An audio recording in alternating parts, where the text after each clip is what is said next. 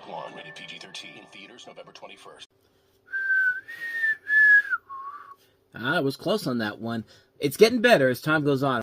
Welcome to Time About the Movies, everybody. I apologize for that completely. We are looking at the one new release of November 21st, 2014, which is, of course, The Hunger Games Mockingjay Part 1. This is, of course, coming off of one of the best action movies of all time, really. One of the best sequels of all time, The Hunger Games Catching Fire, the year before, with Francis Lawrence coming in, taking over from the original director, Gary Ross, who did the first Hunger Games movie, which was a good movie overall.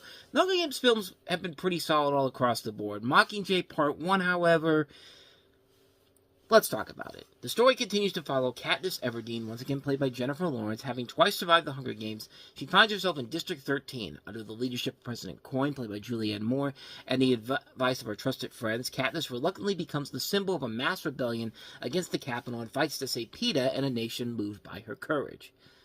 So how do you top two very good movies, starting off strong with the original Hunger Games movies, and then outdoing yourself with Catching Fire, which was really one of the best sequels I saw since The Dark Knight, which is high marks all across the board, and I don't think this was the way you should have done it, but honestly, it can always be worse. It could have easily gone down the Twilight path of, let's do two Twilight movies, but instead of doing a story in the first one, we're just going to go ahead and just give you 45 minutes of an actual story, and then pad it out with pointless music videos. That was what Breaking Dawn Part 1 was. I mean, literally, that's what that was, but I'll say this.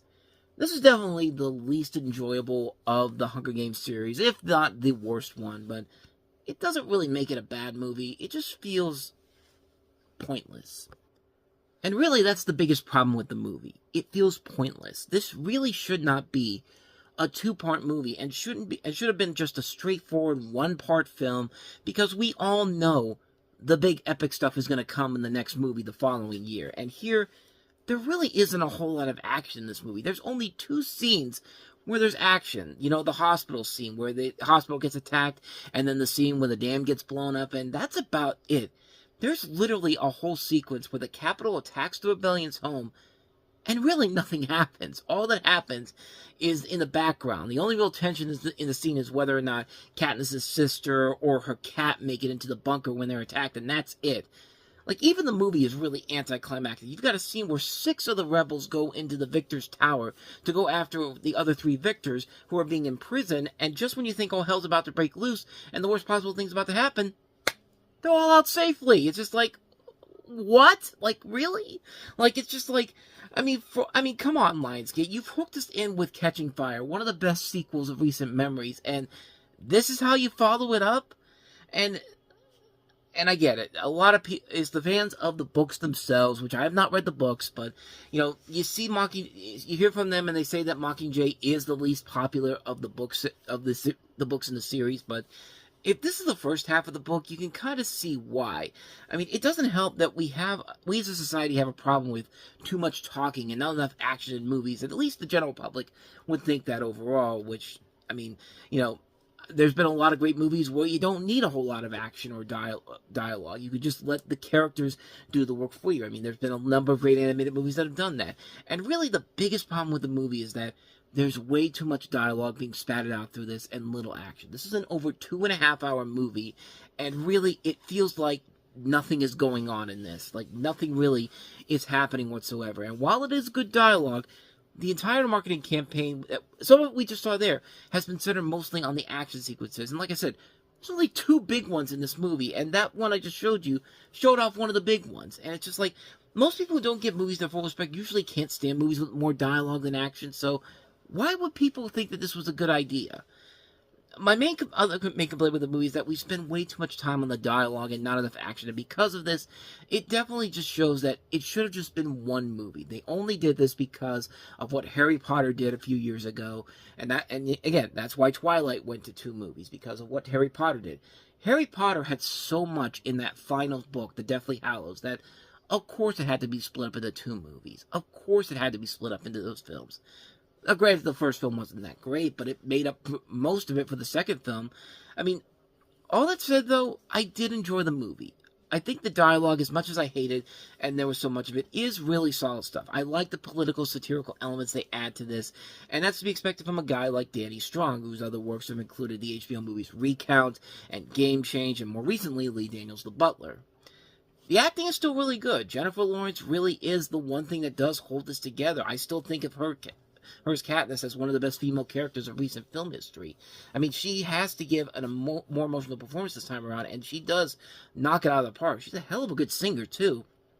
But luckily, she doesn't resort to this by overacting her ass off. That honor belongs to Donald Sutherland as President Snow, who is so over-the-top evil in this. He's just brilliant in it.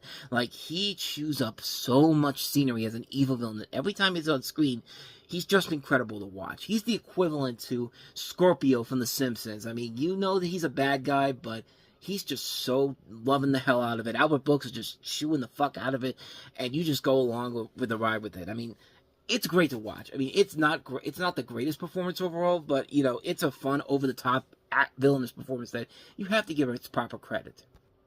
I'm sorry, I got distracted by the Daytona 500. I don't usually watch NASCAR. I was really only watching this simply because Bart Simpson was going to be doing the green flag, and it's a guy in a Bart Simpson costume, but I just had it on throughout much of the day. But yeah, they just had a big crash with all these different cars and all that. I'm not a NASCAR person, but anyway, I'm getting off topic here. Most of you will probably not even know that the Daytona 500 is happening by the time I'm recording this, but yeah, it looks like the Logano car was the one that caused this massive pileup here. So that should give you an idea, if you are a NASCAR fan, knowing which part I'm talking about here. But anyway, back to the Mockingjay Part 1 review.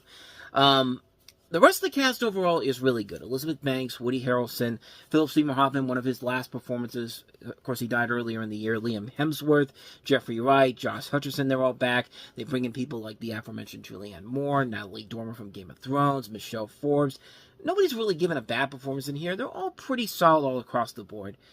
And I'll say this, though. I did say earlier that this is a near 2.5-hour movie. It's not. It's about 2 hours long, so I guess I'll take that back in my original from my original thoughts on this. But yeah, it's a good enough pace overall. At 2 hours, it doesn't feel like you're wasting your time here, but you never really feel like you're getting the true investment of what this film is supposed to be. This is supposed to be the first part of this gigantic finale, the penultimate conclusion of the storyline here, and you do get at least what you want to get from this first movie here. You really are expecting much bigger and more epic because it is the last film, but it really doesn't deliver it, especially in this first film. I mean, if you're looking for action, this is not the movie for you. This one, I really do feel like this is an example of what happens when you try to do a two-part movie and you save all the big stuff for last, and it just doesn't work overall. And it's not a bad movie, but it's definitely the least enjoyable of the series so far. And part two